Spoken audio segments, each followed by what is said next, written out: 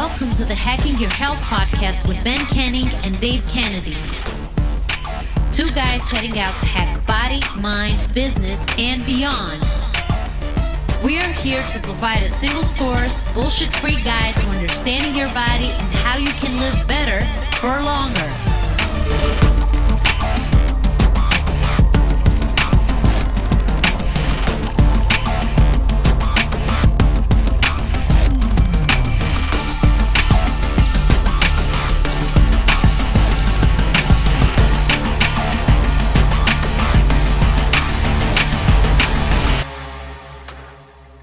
Yo, what's up everybody? Welcome back. I'm Ben Canning.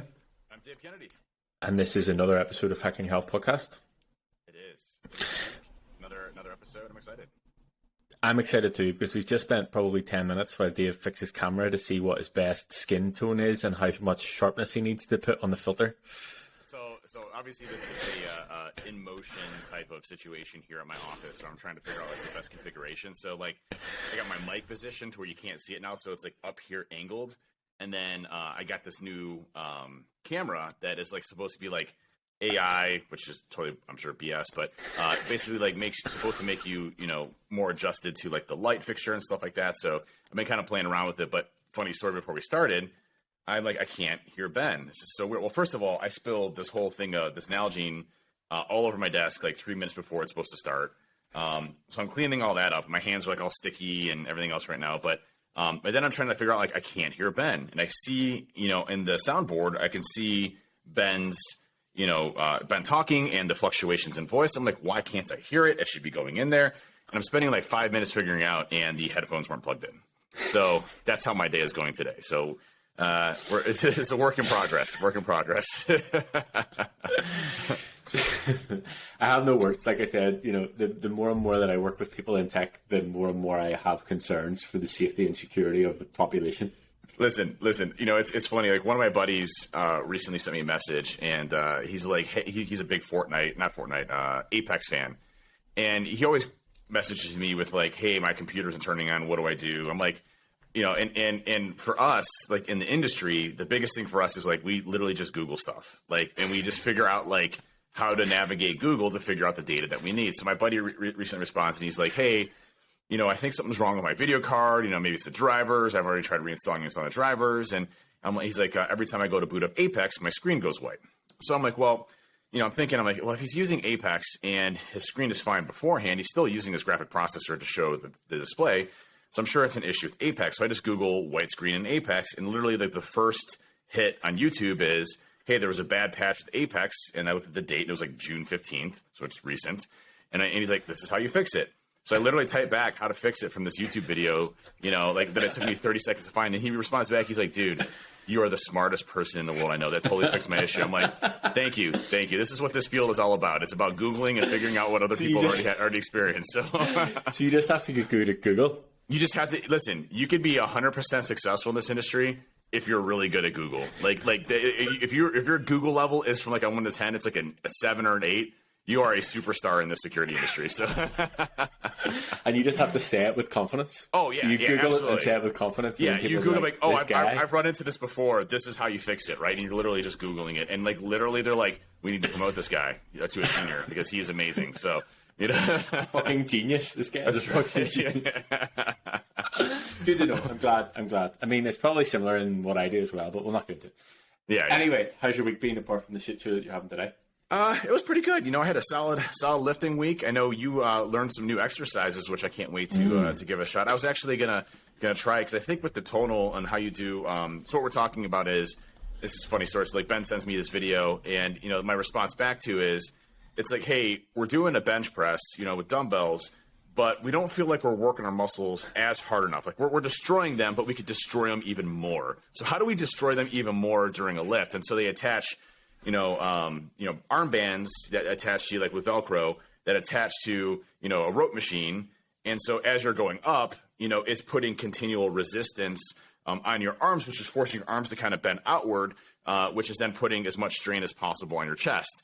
So, Ben obviously tried that out. And I'm like, literally, it's leave it to people to be this bench press isn't good enough. Like, we need to destroy ourselves. This is difficult. More, right? How can I make it more difficult? Right. And that's actually, you know what? fun. It makes so much sense. So, okay, yeah, you can get where you want to be doing regular bench press and whatever else. But if we're trying to, I guess, make the exercises as efficient as possible in terms of what you get from them, being able to work the muscle through the full range, because generally your muscle, like I think I said this last week, it's going to go from either strong to weak to strong or weak to strong to weak. So being able to match that in each exercise, it obviously is going to make your workouts more efficient. So what you're saying here is, I'm at the bottom of a bench press. My elbows are down. The dumbbells are by my side. At that point, I am the weakest. That is my weakest part of that movement. As I press up, I'm getting stronger and stronger and stronger with the resistance bands at my elbow or the cables or whatever it is.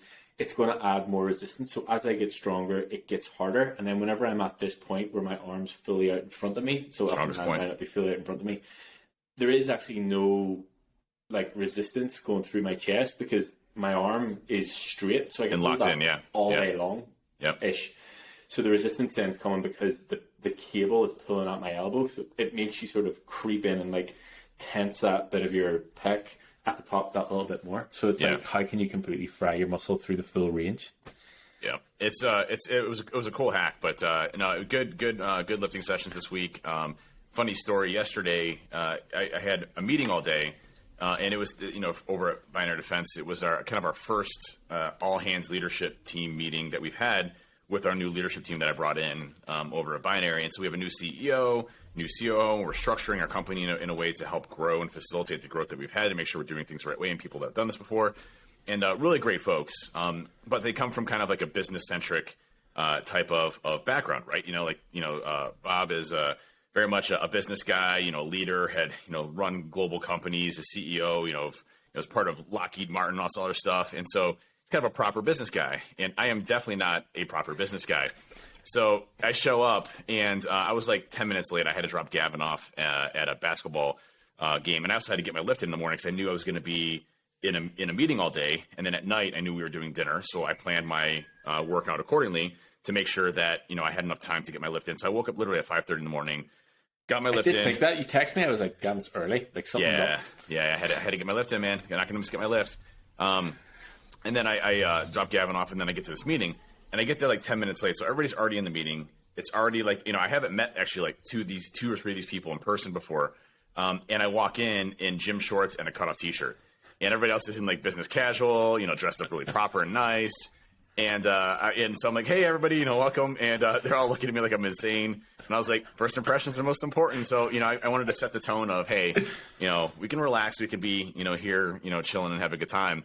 But the funny story about that is I had brought, when I planned, this is back to the last podcast that we had on or a couple podcasts ago about planning. When I know I'm going to be in meetings all day, I make sure I have adequate enough protein. So I brought Anabars, I brought beef jerky, I brought protein shakes. I brought everything so I can get my protein intake in, but I didn't think about carbohydrates. And so I didn't have a lot of energy. And by the time the end of the day hit, I was at 170, 180 grams of protein, but I only had 100 grams of carbohydrates. So I was way behind. I was 2,000 calories behind on my calorie count for the day. And so we go out to dinner. I eat a big steak. I get some asparagus with it. Did you still have the shorts and the cut off top on at dinner and steakhouse? So I actually switched. So funny story about that. So when I walked in with a cut off T-shirt. When we had a break, I actually put an actual T-shirt on.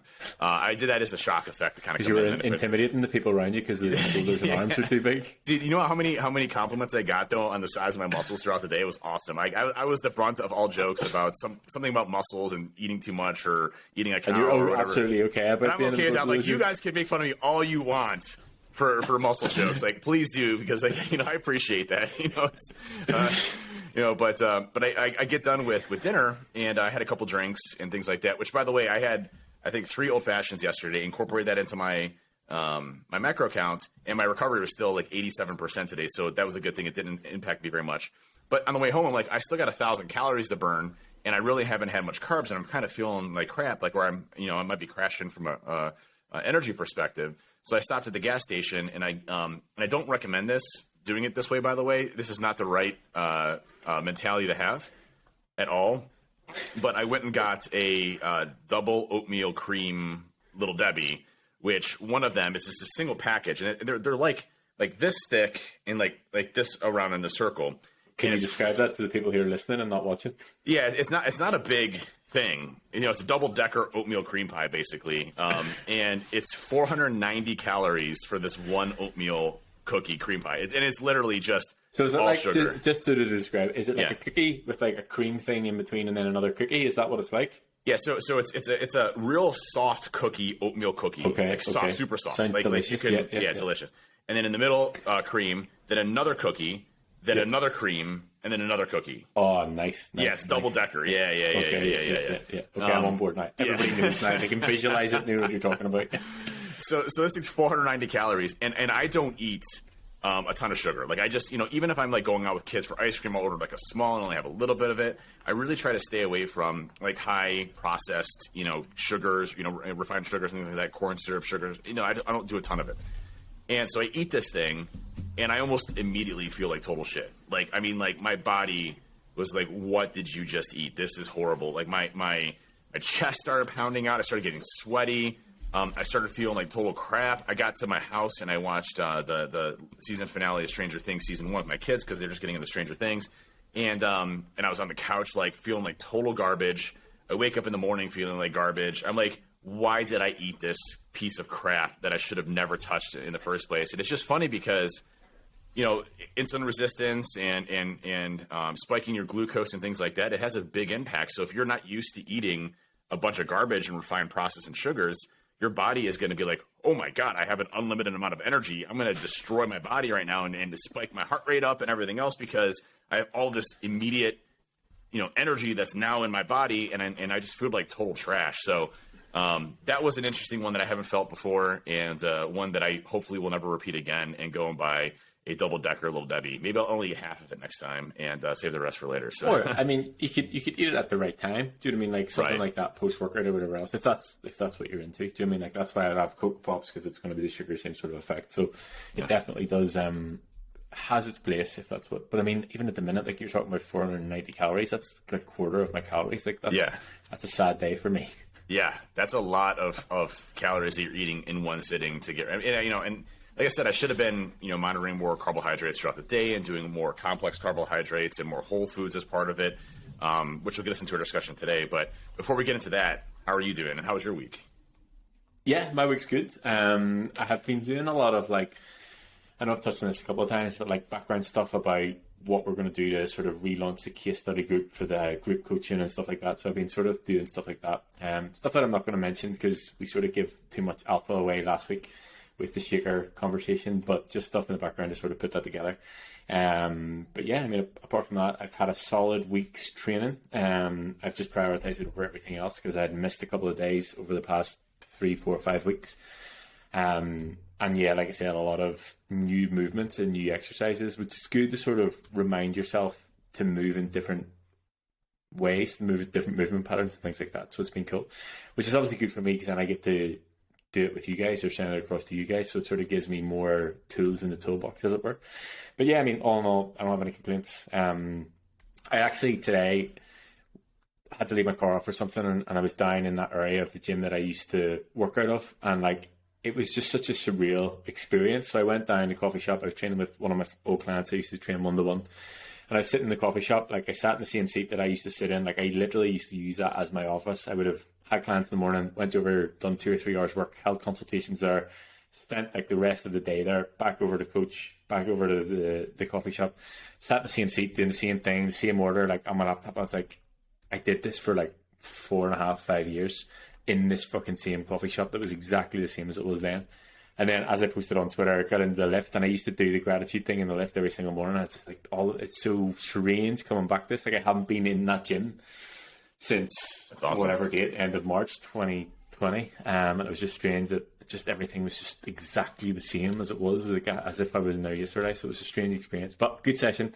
Actually trained this morning, which, I mean, I didn't die, which is a plus. What was it today? What was the lift today? Shoulders and arms. Shoulders and arms, yeah. Nice. Yeah, my legs are definitely feeling it after yesterday. And I have a lot of... Me too. To sort of catch up on to get me sort of back into the right cycle of sessions. I have probably 6 days training back to back. So Today was my third. So tomorrow I'm back on legs again, and my legs are feeling like not pleasant at the minute, but good. And I want to sort of get caught up with everything and then get back into the full swing of things, because I am very conscious that you and I are going to have a lifting session, or a number of lifting sessions, within the next 10 to 12 weeks. So I need Which is going to mean it's going to get stupid. Yeah. Very stupid, like we did last time. So I need to make sure I'm at full capacity, 100%. I might even take a deload week the week before, just to make sure I'm ready to go. Bradley, who I was training with earlier on, he was like, "So what about Dave? Is he stronger than you yet?" I was like, whoa. You can't just say it like that. No. Can't say shit like that. No. I'm close. So yes, everything, that's up to date. Everything's good. Like, I don't have any complaints. Things are good. No issues. That's awesome. Well, that gets us into our discussion today on is calories in versus calories out an accurate statement? And, this is some of the most hotly contested things that we hear and see about on the diet front, the nutrition front, what people are talking about. At the end of the day, is it as simple as calories in is calories out, or is there complexities there, or is it total bullshit? And so I think our discussion today is to say, listen, what does calories in versus calories out mean? How do we use that as a tool? But is it the only tool that you need to manage, in this journey that you want to do? And again, we talk a lot in previous podcasts about caloric deficits and surpluses and what that means, and how do you maximize muscle growth versus losing body fat, and muscle composition, and all of those different components that make up what we want to accomplish in our fitness goals. But we have to have a structure in place to help facilitate that. And nutrition comes down to one of the most fundamental things that is as important as anything else that you're doing, probably the most important thing that you're doing. Because at the end of the day, if you're eating less and you're burning more, you will lose weight, right? That's as simple as it is, right? But there are complexities to that, and the things that you eat make a big impact on that calories in versus calories out, and promote things like muscle growth and things to that effect. And that's why you'll commonly hear Ben say, especially like, if you start off with Ben, one of the first things that he'll tell you is like, listen, let's get you into a base nutrition model where you hit your protein goals, and I don't really care about the other two pieces of it, right? I don't care about the carbohydrates and the fats. We'll refine those and make those more improved over time. But it's most important to hit your protein goals so that you can maintain your muscle mass, build muscle mass, while also, if your goal is to shrink, the fat side, start to lose and drop off that body fat while you're still, promoting muscle growth and protecting that muscle. So there are a lot of things to dissect here and to get into. And I think it's probably one of the most important things to understand in your fitness journey, because at the end of the day, the food that you bring in has a direct impact in every aspect of your health journey. The muscle growth, muscle loss, fat growth, all of those things are part of your nutrition piece. Plus, think about this, I always refer back to the Aubrey Marcus book that you told me to read. Was it Own the Day? Is that what it's called? Yeah, it is called Own the Day, Own Your Life. Own Your Day, Own Your Life.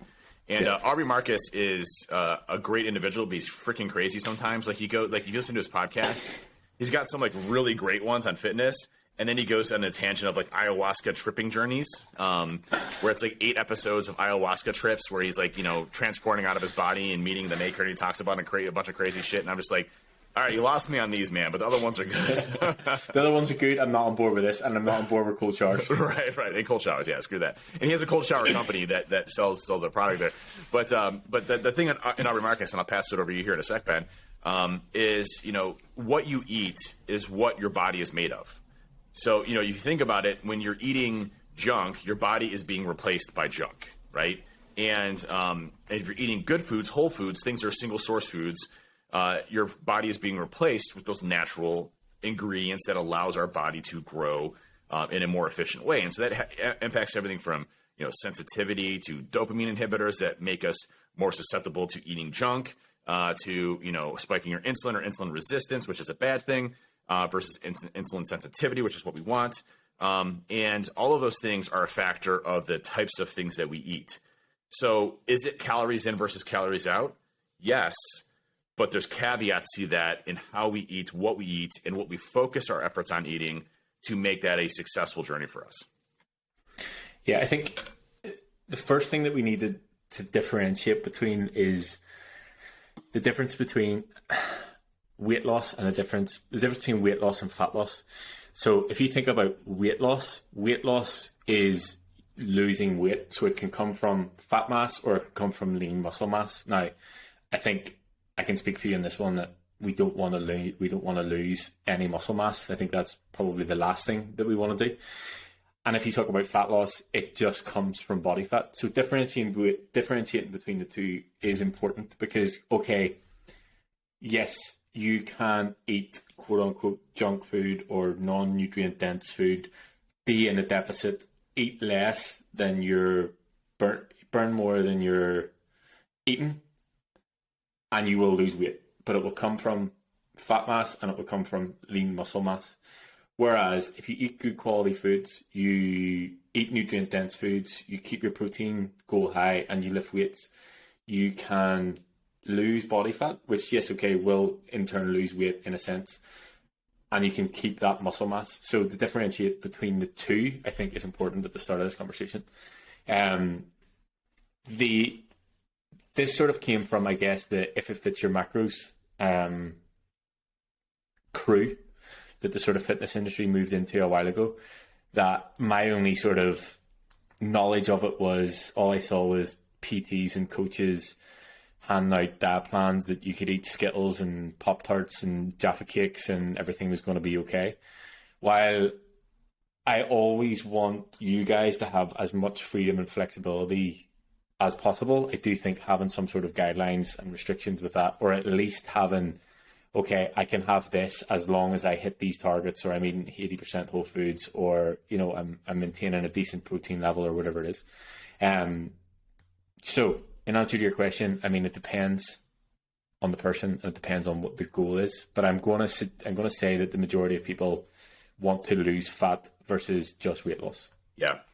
And you know, I think we talked about the balance between, you know, losing weight. You know, the scale is your worst enemy. So if your goal is to gain 20 pounds of muscle mass, you know, you're going to have to gain that weight somewhere, right? And it's going to have to grow from somewhere, and your scale is going to have to grow in order for you to gain those 20 pounds of weight, of muscle, the muscle mass.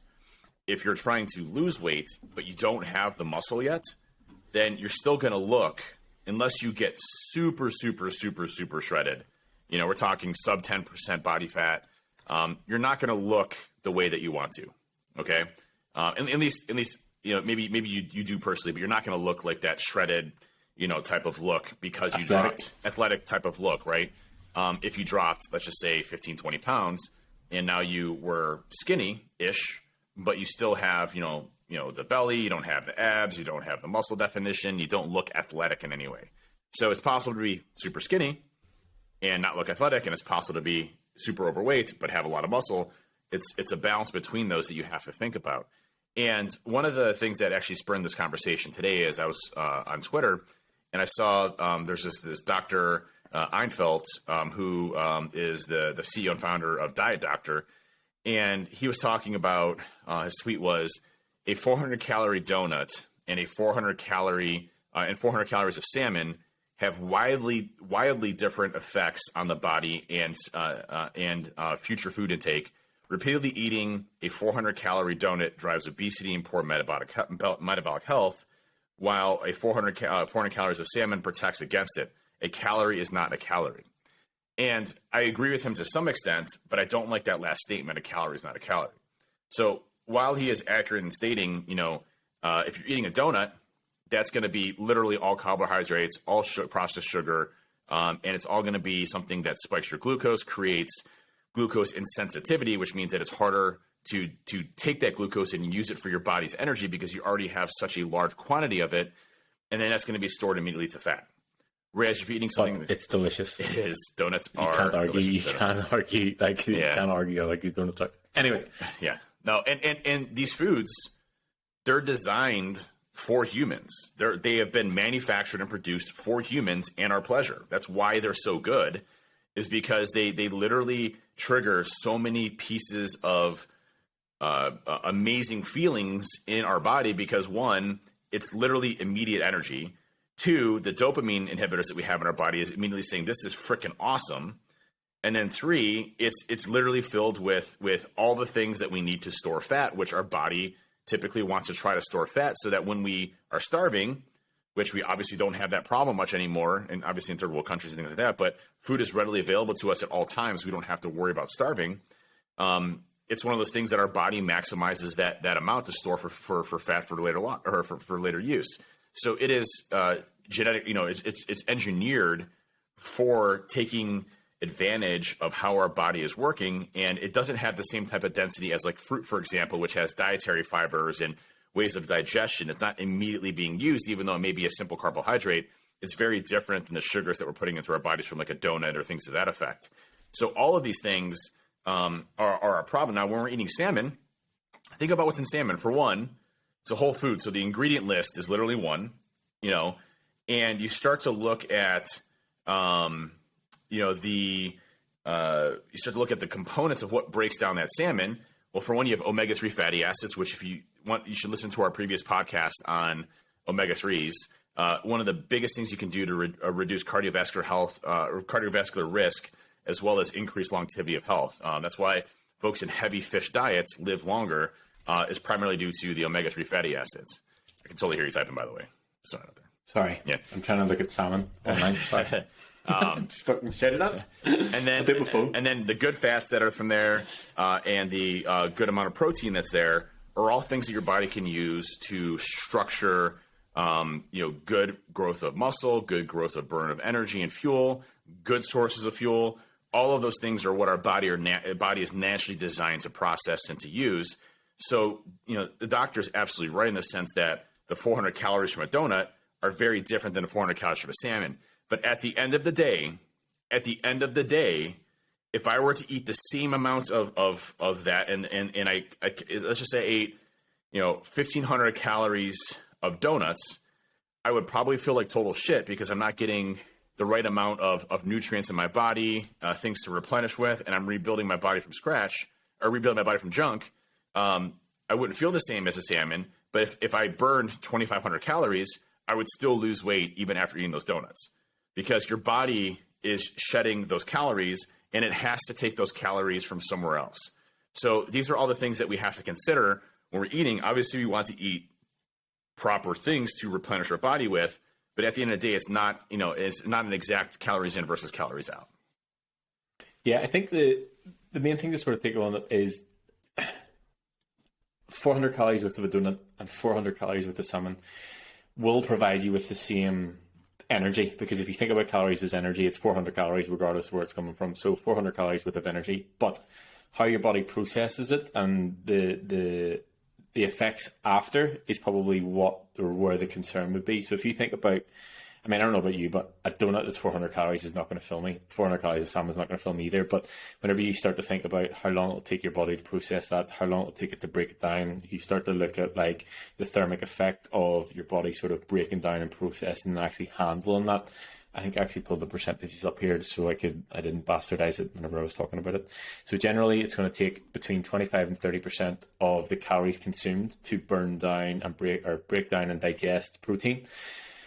For fats, it's between 7 and 8, and for carbs, it's between 7 and 8, and for fats, it's between 2 and 4. So you can see the difference in that just from how the macros are broken down within your body. And then if you look at, this is what I was trying to do whenever I was typing, if you look at a donut, it's going to give you 6% protein, 36% fat, 58% carbs based on 400 calories, whereas with the salmon, it's 36% protein, 57% fat and 7% carbs. So the way your body would process and handle that and the length of time that it would be in your system and how quote unquote full it would keep you in the grand scheme of things, you'll get more from the salmon, but donuts are still delicious.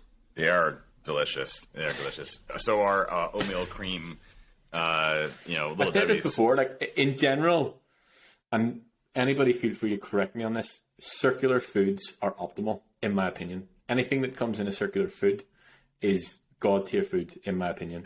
Donuts, burgers, pizza, tacos, technically, because the tortilla is a circle. Yeah. Like cookies. Yep. Anything circle based is going to be amazing, right? Yeah. But anyway, back to the comments. I think and these are things that you have to kind of plan out as you're going through, and how you're structuring how many calories you're going in. And this is why, to me, calorie counting is still one of the most fundamental and foundation things that I do, because it gives me an understanding of where I need to be within a day, how much I need to eat, how much I don't. And then from there, when you look at your calories, you look at, okay, what do my calories consist of? And calories consist of what are called macronutrients. We've covered these in great depth in previous ones. We'll just do a quick refresher on it. Macros are going to be, your carbohydrates, fats, and proteins. And, there's a lot of diets out there that are high fat, high protein, a lot of diets that are carbohydrates and protein centric. It's whatever you decide works best for your body.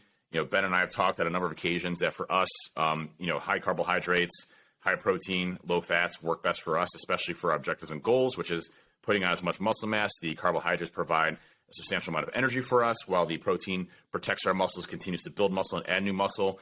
Even when we're in caloric deficit, having ample amounts of protein, and the general rule of thumb is 1 gram of protein per 1 pound of lean muscle mass. That does not mean your entire weight. So if you're 250 pounds and you're obese, that doesn't mean you need to eat 250 grams of protein. You need to kind of understand, like, hey, what's my body fat percentage? Let's take that into account and then kind of equate into that what my lean body mass is. If you're 250, let's just say I'll just go with like 6'4", because that's what I am, and you're 250 pounds and you're overweight and it's not muscle, I'd probably say you're probably around the 180 to 200 grams of protein per day as a general baseline benchmark of what that is. But again, it's going to fluctuate based on size, your muscle mass, things to that effect. But if you're just starting in this journey, a lower count of protein is probably fine. And as you start to build more muscle, increasing that amount of protein to protect that muscle, especially if you're in a calorie deficit. To me, I could never get enough protein, because I'm ensuring that I'm protecting my muscle, especially if I'm in a deficit. The more protein I have available, the more I ensure that my muscles have enough to regrow and be used, versus having to eat my muscle and remove my muscle as a byproduct of being in a caloric deficit versus shaving off fat. So, when we talk about macros, it's carbohydrates, fats, and proteins, and it's breaking out enough calories for you to be able to complete your exercise. And I was actually just listening to, I like to listen to like people's journeys in bodybuilding. And there was this recent one I listened to. It was called The Basics of Bodybuilding. And it was from an individual that I can't remember his name offhand, but he was talking about massively huge guy, obviously a bodybuilder, world competitions. He was talking about, hey, these are the things that I wish I knew when I first started bodybuilding, because these are things that, I often, use today that I didn't necessarily use yesterday. And he was talking about how, carbohydrates for him are his fuel. And if you're not getting enough carbohydrates, you're not putting in enough energy into your workouts, you're not going to get the desired results that you have. In addition, he also said that, the carbohydrates are what are providing the fuel for you, and because you're lifting and you're exerting yourself, you're doing more work than a normal human being does in a day. So you're exerting yourself more than a human being does, and that's maybe by double, by triple, or more than a human being does. So you need to eat more in order to ensure that you're able to increase muscle mass while also decreasing your body fat percentage as things go along. And so it was just an interesting discussion on that, to making sure protecting muscle while hitting your desired results of what you want to, but also recognize that this stuff doesn't happen overnight. It takes a lot of time. I'm really just 2 years into this journey of where I'm at, and I've made some substantial progress, and I'm very happy with where I'm at. But I can't wait to see where I'm at 2 years from now, 2 years from that, 2 years from that. I can't wait till I'm 50 and I'm deadlifting, 700 pounds.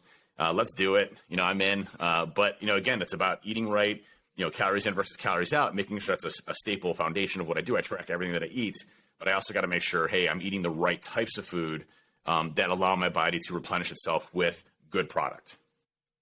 Yeah, and I think take it right back to what you were saying about the little Debbie double-decker cream pie, whatever the fuck it was.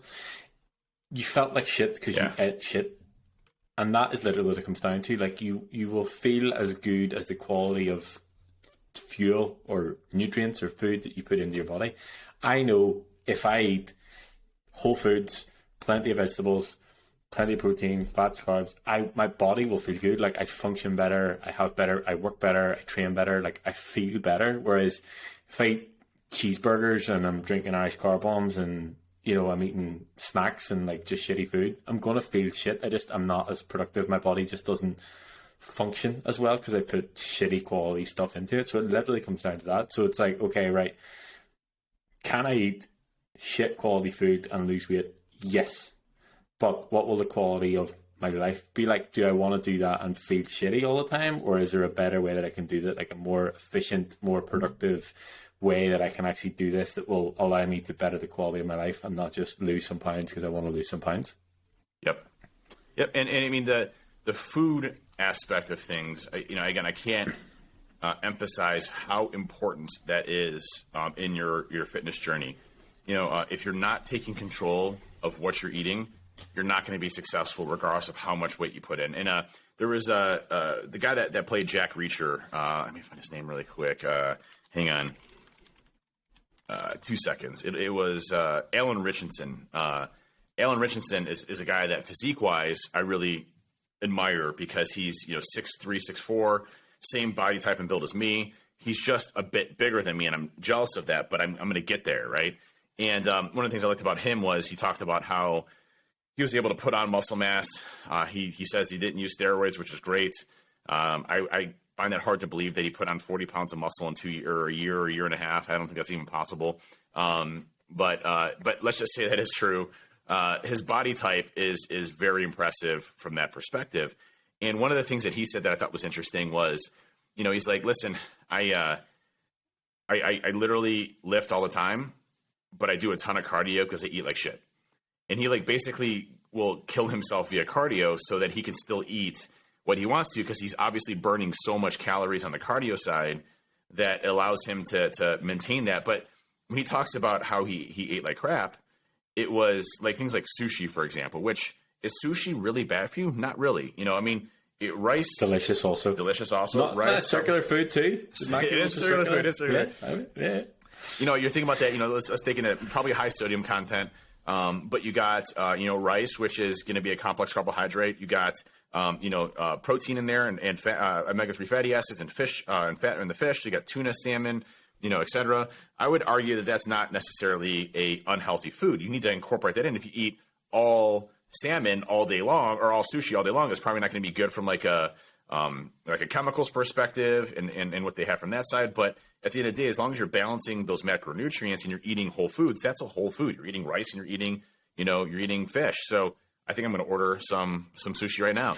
But I mean, but he's putting himself in, you know, he's saying basically is I do a ton of cardio so I can eat a lot as well on top of it to go and build it. And I don't think that's necessarily a great strategy to try. You need to control what you're eating.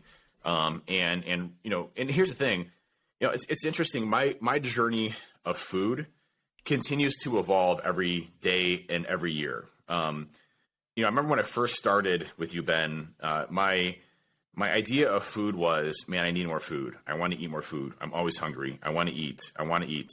And I don't think about it like that anymore. I'm like, man, I got to eat because I need to ensure that I'm getting the right amount of food.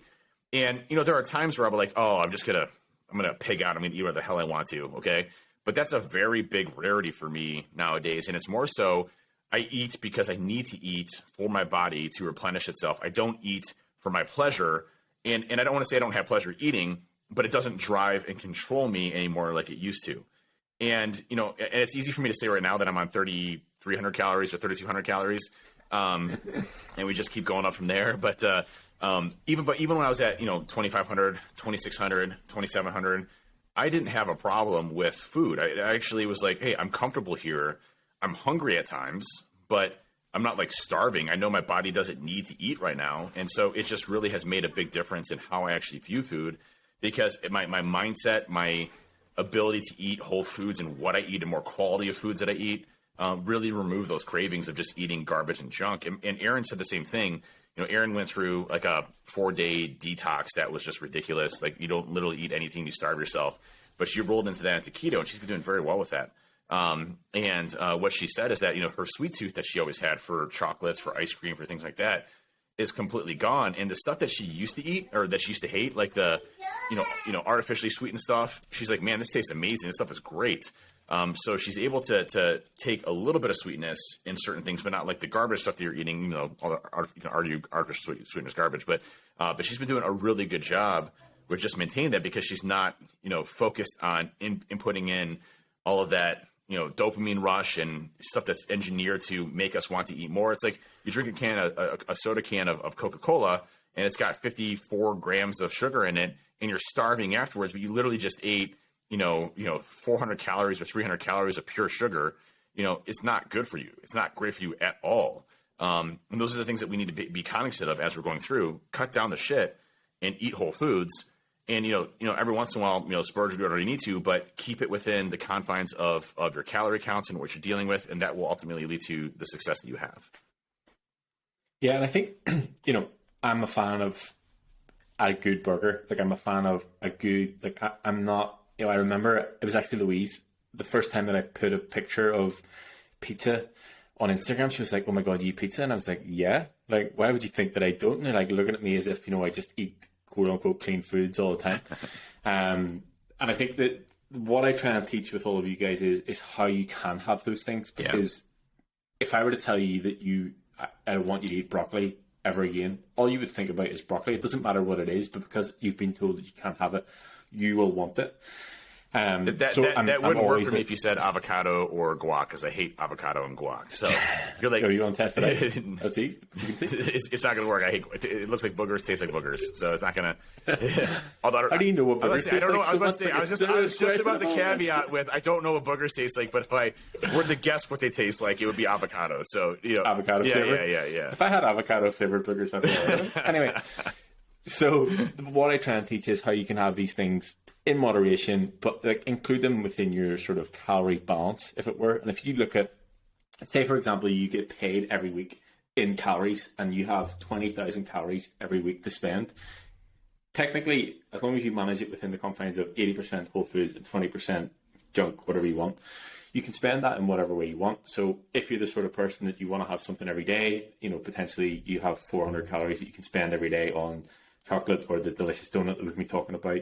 Whatever it is, you can do that. Or if it's a case of, you want to have date night, or you want to go out for dinner, or you want to go and have a drink, and you do that at the weekend, and you sort of pull back on your calories Monday to Friday, knowing Friday night or Saturday you're going to have 1,000 calories, 1,200 calories, 1,500 calories to go out and do whatever the hell you want with. And that is how you manage your weeks. Instead of looking at it day by day, look at it across the week and how you can manage it. So yes, you can have burgers, yes, you can have sushi, yes, you can have cookies, Little Debbie's. You can do all those things as long as you know what you're doing and know how to manage it and when to pull back and how to bank calories, how to balance things across the week. And literally it comes down to, and I've said this my entire coaching career, if you're going to eat like a dick at the weekend, don't eat like a dick during the week. And if you can do that, you're in a good space to make progress.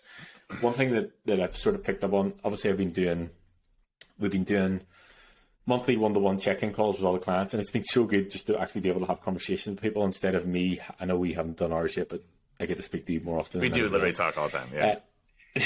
Yeah. But it's been good to have actual conversation versus me just talking at the computer. And a couple of things that sort of picked up on this week is, number one, I was on call with Dale yesterday morning. Yeah. And he was laughing that people were asking him, like, why he is reducing his calories and why he's doing this. And he says, because I love food. And the thought process, it doesn't really make sense, but it comes down again to the discipline equals freedom. Because he has the discipline now to manage his calories, lose body fat, then move into a muscle building phase. When he gets to the point where there physically is more of him, more muscle mass, as we said, more calorie allowance, he will have the leeway to eat more food. So the same as you now versus you 2 years ago, you can get away with eating more food because there physically is more of you. So his thought process is, if I have the discipline to do this now, down the line, then I have more leeway and more freedom with my food. Yeah. And then again, another conversation that probably sort of ties into what we're talking about today. I was talking to Jason earlier on today, and he was saying about how he feels like he's just sort of stuck in, he's stuck in almost maintenance mode. And the thing that we sort of came away from the conversation with is, whenever you start the journey, you can make progress pretty quickly. Yeah. If you have a lot of body fat to lose, it's easy, quote unquote, easy to lose it at the start. And it's the most fucked up thing because it's like, the more time and effort that you put in, the harder, and the more progress you make, the harder it gets. It's like backwards almost. So anyway, the conversation went on, and the sort of thing that I put across to him, I was like, look, you have been in a calorie deficit for what feels like ever, like probably a year or 18 months, like a long time. And, you know, okay, yes, maybe eating 2,200 calories probably allowed you to get to the place you're at now. But if you think about how your body has adapted over time, so, you know, there is 70 pounds less of you now than there was then. So that same deficit isn't going to give you the results. Do you know what I mean? It's like if I give you a 70-pound backpack to put on and you walk about with it, you're going to burn more calories because you got that fucking backpack on. And then if you take it off, you're not going to burn as many calories. So you need to sort of adapt it as you come down. And that's why, you know, you can't just go, oh, I'm going to be in a 500 calorie deficit and I'll lose a pound of body fat a week. It doesn't really work. It works in the short term, but you need to adapt it and go through it over time. It's called adaptive thermogenesis, I think. Well, people call it starvation mode, but it's not adaptive thermogenesis. Yeah. So as your body adapts, comes down and down and down, you need to balance the calories. The takeaway from the conversation was I actually increased his calories to bring him back up to maintenance level so that we could sort of see how his body responds at that. Because he thought I was going to reduce him, but I did the opposite because the black magic that we all know about. Dude, your dark magic is one of the most amazing things ever. I still don't understand it, but it's interesting. You know, like as our bodies change, you know, we change along with it, as does the calorie count and things, calorie intake and what we eat and how we eat changes. So for me, for example, you know, I've put on a substantial amount of muscle mass over the past 2 years that we've worked together. And, you know, I'm a bigger person, which requires much more calories for my body to maintain. It's the same concept if I was overweight. If I want to maintain my overweight status, I need to continue to eat food to maintain that overweight status. Same thing for losing weight. If you drop 70 pounds and you're eating, let's just say 2,500 calories, that worked for you when you weighed that additional 70 pounds, but it doesn't work for you now. So if you want to drop more, you're going to need to decrease more to go and do that, or increase more, build more muscle, then decrease back to your 2,500 count again. So it's this balance that you have to work through to figure out how your body works. And you do that by the scale, you do that by your measurements, you do that by understanding, you know, where you're at in the process. And again, it's those small increments that make a big difference. So if you're dropping 2 pounds consecutively a week, you know you're in a good caloric deficit, and that's where you need to be. If you start to slow down and you're only hitting 1 pound a week, well, maybe we need to drop another 100 calories or another 100 calories there. And then that gets you to that 2 pounds a week that you start to recognize, because your body is changing. It's not the same as it was when you had 40 pounds, 50 pounds, 60 pounds, 100 pounds, whatever it ends up being. And it's, again, it's the same thing that I've learned. Just a few weeks ago, you know, I got hit with COVID and I wasn't paying attention to what I was eating. I stopped counting calories. I still put in Cocoa Pebbles protein each day so that I didn't lose my streak of, like, you know, 470 days of logging. But I didn't log my calories because I was just feeling like shit. And I didn't pay attention to what I was eating, and I definitely was not getting enough calories. And I lost like 7 to 8 pounds in a week because I wasn't paying attention. Now, in one aspect, that's amazing. I'm like, oh shit, I can lose weight whenever I need to. I just need to drop my calories and I'm good. And I know I can do that now. So that gives me some confidence in, you know, like if I ever needed to really shave and to cut, I feel like I could do it because I'm not tied to that amount of food. And honestly, it's for me to eat this much amount of food, I have to be conscious. Like I just ordered some sushi as we're on here to get, you know, the calories that I need. I'm going to go downstairs and make a protein shake. Did you order it to the house or did you order it to the office? Right. I got the damn right address this time. So real quick, funny sidebar story. It was like 3 days ago. I ordered food for my kids for DoorDash, and I forgot to change the address, and it got delivered to the Trusted Tech office, which was just like 15 minutes away from my house. But it's in just you know, when I say 15 minutes, I'm in the middle of the country, so 15 minutes is like nothing distance wise. And so, you know, all the same restaurants are all in the same location as me, but they're all 15, 20 minutes away. Because I'm like centrally located, you know, and then you have some on the east and some on the west. Anyways, so I ordered the wrong thing. So I had to drive to Trusted Tech, get the food, drive it back. No bullshit. The next day, I did the exact same thing. Literally sent it to Trusted Sec again. So every time, and so it's a funny story. So like, I'm about to go to checkout, and I'm like, oh shit, did I select the right address? So I checked it again really quick just to make sure, and I am going to the right address this time, so I'm good.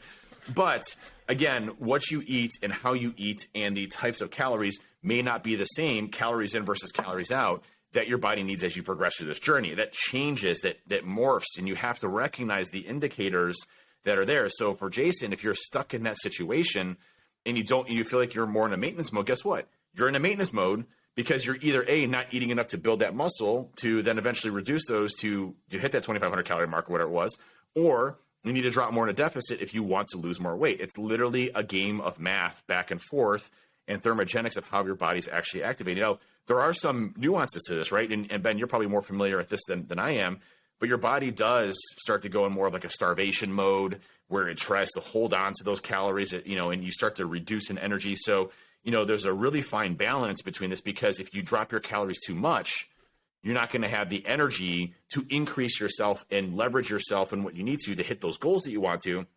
So you have to be very careful with how many calories you reduce and use, or else you're not going to hit the what you need to actually, hit the goals that you need to for your fitness journey. Yeah, so what you're quoting as starvation mode is that adaptive thermogenesis, and I've said this before. It's like if you're watching me, you see me talking, I'm very expressive. I talk my hands. I'll always be fiddling with something. I'll be moving. Like I move quite a lot. If I was in a quite a severe deficit, you would not see that. My body subconsciously would be stopping all those processes, and it would just be sort of slowing me down because it's trying to save energy. Like that's literally what it's trying to do. It's like, okay, right, we're not getting the fuel that we need here. Let's get rid of all the processes and all the things that we're not using. And at an extreme level, females will see this if they restrict their calories and they're super low, their bodily functions will change. So like they'll not have a period and things like that, because your body's literally in a place where it's like, okay, right, I don't actually need to do this at the minute. I'm just trying to survive. And that's why things like that will happen. So your body's adapting to what you're putting it through. The reason that I brought Jason's calories up was because, yes, okay, you can go further down the rabbit hole of lower and lower and lower calories, but then you run the risk of like your workouts suck, you're pissed off all the time, everything's a chore because you're trying to like get the mental clarity to get you to the place where you can actually function day to day, to be a parent, to be a partner, to be in work, whatever it is. So, it obviously takes a lot of trust as well, and I understand that, because I was like, the goal is fat loss, and I'm on a call and I'm like, right, the goal is fat loss. What we're going to do is increase the calories. And I realize some people are just like, what the who the fuck brought this guy? Like, what's he talking about? Like, is that opposite of everything that I've ever done? But yeah, you've been there. I have seriously doubted your you and your knowledge and everything else on many occasions, and I'm like, it freaking worked. I don't understand this. Okay. And then you get my implicit trust from there on out. I've never doubted you ever again. So. But the thing about it is, the first thing you need to realize is, I said, look, we'll do this for 4 weeks and see how your body responds. Right. In the grand scheme of things, 4 weeks isn't a long period of time. So if it doesn't, for some reason, work, then we can just put things back and we can go again. But it'll give them that sort of diet break. For me as well, like me personally, I know that if I have a period of time where my calories are increased, it's a mental win. So like, even if I go to the gym and I have an extra 200 calories a day, I'm the Hulk. Do you know what I mean? I'm the strongest I've ever been because I have those additional 2 calories. Yes, to an extent, I do actually have them in my body, but psychologically, it's much different whenever I go to the gym because I'm not technically in a deficit and I have a lot more energy.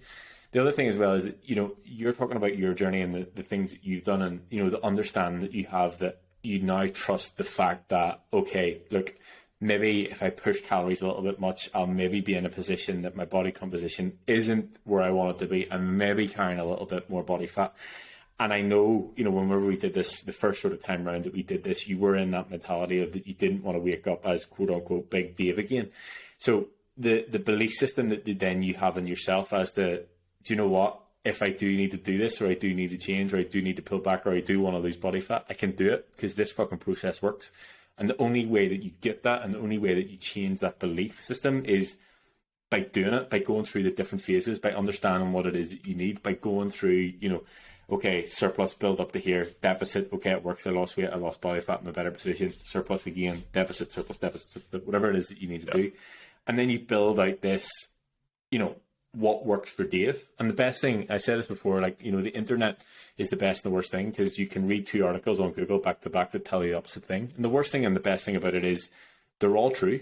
For that person that wrote them, I don't believe a lot of people are like writing it as if it's bullshit. Like, they're writing it because that's maybe what worked for them, but what works for them doesn't work for me, and what works for them doesn't work for you. So you can get lost in this, like, you're trying to do what works for somebody else and it doesn't work, and you're like, oh, this doesn't work.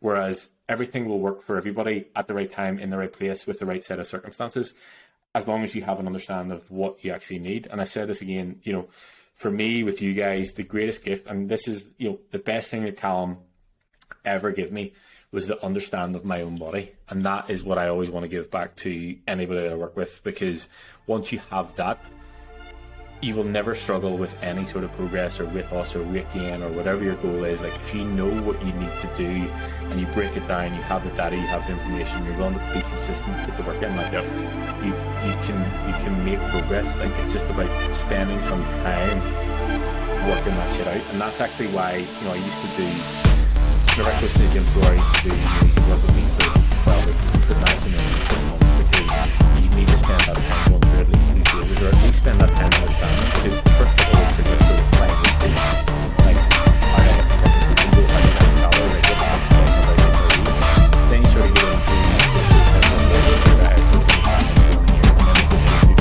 of hit that roadblock road, okay, I'm not losing weight, and then I'm going to explain it, and then you have to do some, like, okay, I have a better understanding of what it is that I actually need, and not any of this.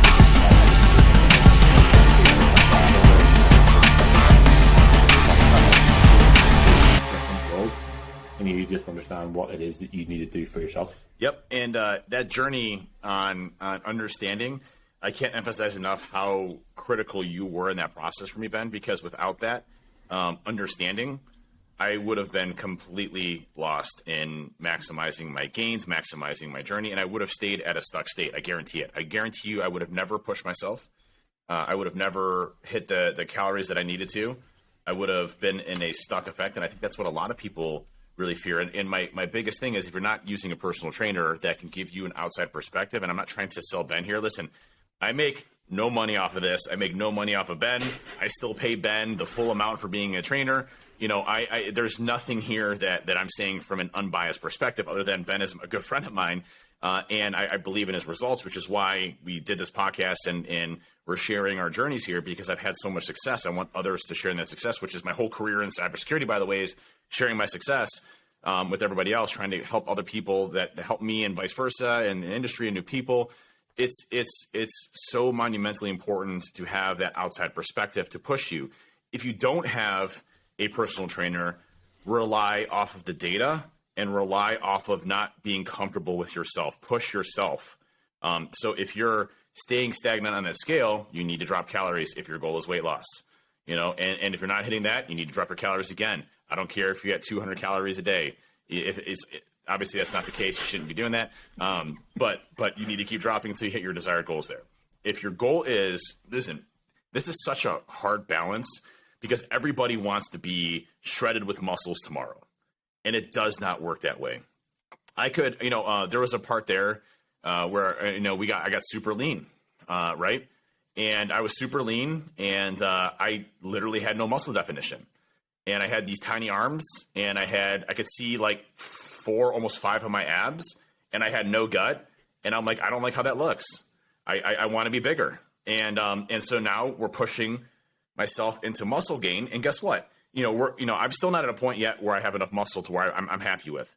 But guess what? In another year, after we push this, and that's been our goal. We talked about this in our last plan is, we push through summer, we push through winter, we push the calories. We, probably do a couple mini cuts in there just to make sure that I'm not getting too much body fat, but we're continuing to push the muscle growth. And then by summertime, we take a hard cut, and, I knock that off, and now I can see all the fruits of the labor that I put into all of this, and really see the definition, see the muscle, because I've been able to build that up over time.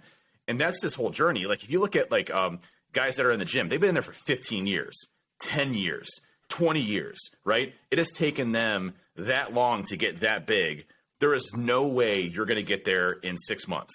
There is no way you're going to get there in a year. But what you can do, especially if you're already overweight, you shave the body fat off as much as possible while still ensuring that you're building muscle, and you get down to a comfortable state of where you're at. And that's maybe it's being able to see visible abs, just be able to see a little bit of the ab structure there. You're not going to be shredded, you're not going to be cut, but you're still maintaining a little bit of body fat. And then you start to build muscle up again, which is where I'm at. Like I can still see my abs. I still have a relatively lean profile. I'm not as lean as I would like to be, but I also recognize that I need to build muscle in order to eventually shred that off because I'm not at a state where I'm currently there. And then you start to build that muscle up while not allowing yourself to get out of control. You ever see those big muscle dudes that have these huge muscles and these massive fucking guts? I don't want to be like that, right? And you can easily get that way out of control. You can sit there and just pound calories all day long, and you're eating 5,000, 6,000, 7,000 calories, and you're going to gain an ass ton of muscle, and it's going to be a bitch to knock that off. It's going to be a bitch to knock off that gut. So, balance it in a control fashion. So if you're already overweight, shred that fat off, gradually over time in a slight caloric deficit while you're doing resistance training to build that muscle up. And then from there, you start to increase the calories to build your muscle up while keeping a relatively lean physique. That is the best way to get to your desired results, but it's going to take time. It's not going to happen in a year or 2 years or 3 years. Well, maybe it will. Physique-wise, I feel great. I got so many compliments yesterday from folks I didn't see, like, you're just jacked. I haven't seen you in 2 years. Oh, my God. That's awesome. That's great. But I'm personally not where I want to be at. I want to be much bigger, right? And so it's what we want to accomplish out of our own bodies and what that is. So if you want to have a similar physique as me, you can do that in 2 years, right? It's been a lot, and I don't want to understate, it's been a lot of work. It has been a lot of work. It's a lot of hard work. It's not easy. What we're doing here is not easy. But worth it. Worth every second. Do you know what I mean? Like you put the work in, but you see the results. I love it. And even though it's been hard work, I love it. I feel the greatest I've ever felt before. I feel accomplished. I'm competing with myself. You know me. I'm not competitive at all. And everybody else in Orange Theory and Ohio and America. Funny story. Yesterday, there was Monday. There's this one lady there that will always actually compete with me. Like, she always competes with me. And obviously then I have to compete with her. And so she's a very good runner, and she's extremely fast, and she's almost as fast as I am. She's like just a hair off of me. And if I don't pay attention, it's like if I'm not like competing with her, she has absolute ability of beating me, right? Like, no question, can beat me. And so, but if I'm paying attention and I challenge myself, I can easily beat her, no question. She has no chance of catching up. So it's funny because Monday she was there and she was 2 over for me. And I really wasn't feeling it. I was like, Sunday was a long day. I was in the sun all day. I was just exhausted. And, Monday I wake up and, I only got 6.5 hours of sleep, which is a good number for me. But it wasn't like I had fully recovered from the weekend. And I get there and I get my pre-workout. I sit there and she's literally, there's 12 treadmills. And she was, 1 down from me. So she was like, basically like there's a 1 in between and then there's another one. And you can tell she's already looking at my pace. She's looking at my because you can look at the screen, so you can tell she's like looking over just a little bit, and like casually looking over and seeing where I'm at. And I'm like, she's competing with me again. And I'm like, damn it, I don't feel like competing today, but I'm going to do it anyway. And of course I beat her and totally won because I, was. And here's the thing, like, I can tell like what mile per hour she was at. So all I do is I just increase it like 2 more miles per hour the entire time. And then I just, I don't have to worry about her catching up to me, and then I'm good. But I know it sounds stupid, but it's that little push that makes a big difference, when you're doing those. But yeah. That stuff is fun, right? This whole journey has been fun. It's been exciting. I feel great. I'm, stronger than anybody that I know. Minus you. We're close in some areas. We're close in some areas. I might be a little stronger, but you're pretty much got me in most of the areas. But it's those really cool things that you're accomplishing with yourself. You feel good about yourself. That is something that is an intangible that you can never give away. Like, I never want to stop this journey. I never want to quit. I want to keep going. I want to keep growing and keep learning and keep getting better. And hopefully others take that the same way, is that while it's hard as hell, it's fun as hell. And you start to love it. And your body, your mind changes. So the last thing I'll hit on before we wrap it up, and sorry, I've been talking a lot. But the thing that it's okay, I have stuff to say. It's fine. it's all me now. So it's the thing that changes in this journey is that the workouts that you do, the routines that you do. We've talked about this a lot. becomes a routine. It becomes a habit. It becomes something you enjoy. It becomes something that's second nature. I don't think about, I have to wake up and go to Orange Theory. I wake up and say, I have to go to Orange Theory.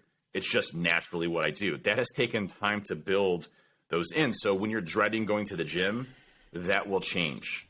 But repetition is the most important thing that you can remember here as you're going through and doing this and making it consistent. And you're going to have shit days where you don't feel like lifting. You're going to have shit days where life gets ahead of you, you don't get it. But hopping back on that bandwagon and going back and getting it, that's what makes you successful. And having more days of success than not will make you substantially successful in this entire journey in your fitness. Yeah, and I think, yes, okay, it's fun and it's something that we enjoy to do, but your relationship with pretty much everything changes, I'm going to say. So, like, your relationship with food will change, your relationship with yourself will change.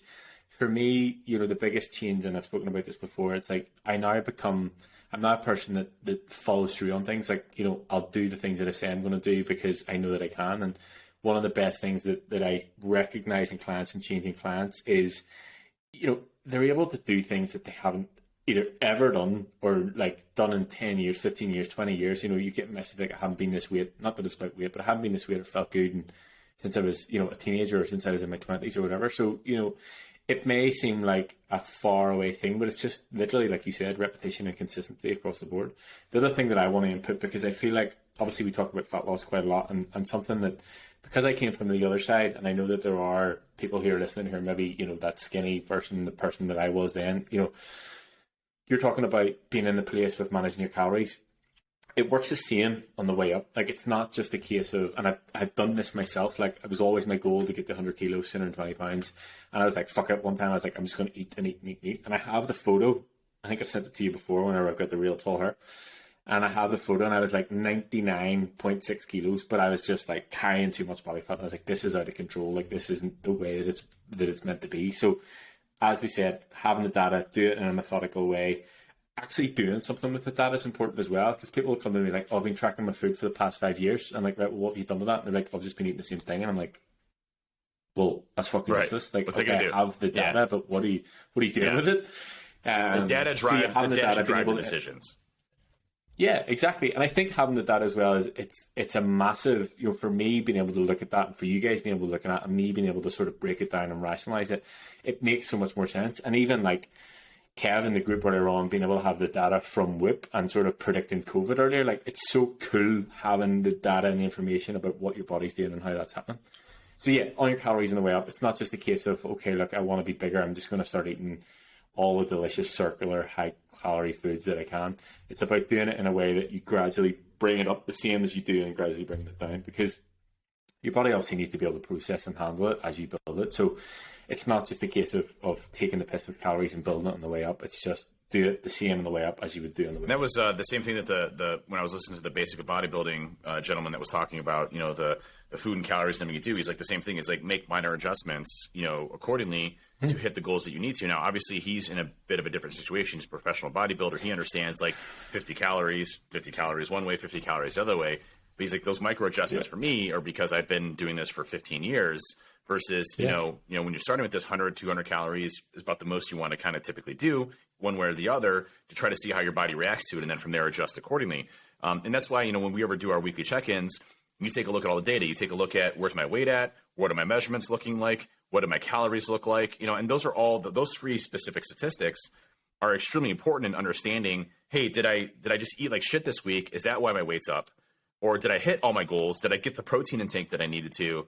And so my calories, my weight is staying the same. So maybe we need to adjust accordingly to bump this up, or we need to shave because you're gaining weight and you've hit your calories in the mark. So all that data really feeds into understanding the informed decisions that you need to make about which direction you need to go to continue the progress. And it is a weekly endeavor to take a look at and say, listen, where am I at? What do I need to do to be able to accomplish this? And one last thing I'll leave with before we close is that when I got COVID, I'm proud to say that my respiratory rate, my HRV, my resting heart rate, my recovery all stayed almost perfect the entire time, which I have no idea how that's even possible.